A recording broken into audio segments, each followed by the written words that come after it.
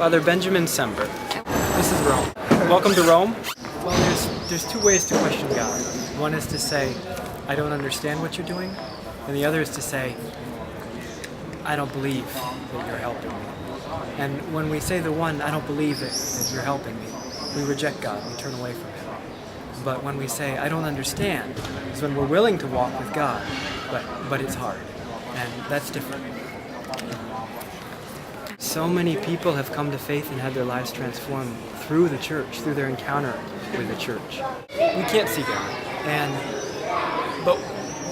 but that doesn't mean that there is no God. It could also be that we just don't see very well. And that's the big issue, is maybe I don't see well. And I think the same is true when we suffer, or when we're going through a hard time, is I don't see how this is loving. And if God is loving, I don't see how He could do this to me. It could be true that God is not loving, but it could also be true that what God is doing is something painful, but loving. I've never struggled with my faith in the sense of having trouble seeing God. I think my parents had a great faith, and they took the effort to teach us how to see God, how to recognize God's work. So I've struggled with not wanting to accept what God was doing. I don't want this, why do I have to do this? Have been my struggles. So it hasn't been difficult for me, but for other people who don't have that connection when they're young, it's hard to come to.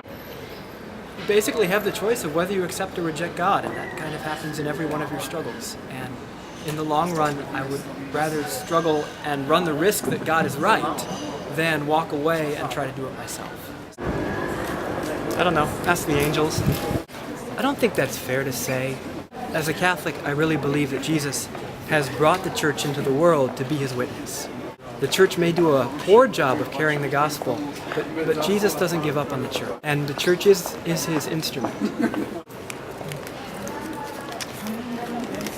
The biggest misunderstanding, I think, is people say God loves us, which is true, but they don't understand what love means, because love is not an emotion. Love is a commitment. And God is committed to us. He loves us. He's committed to us. But that means that He wants us to be the best that we can be.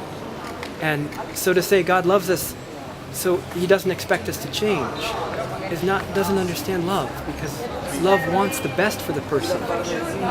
And then to say that we're supposed to love God means not that we're supposed to feel loving feelings, but we're supposed to be committed to accepting His love for us, His care for us. The question is, why do people suffer? Because good people are people too. And no one in this life gets away without some kind of suffering.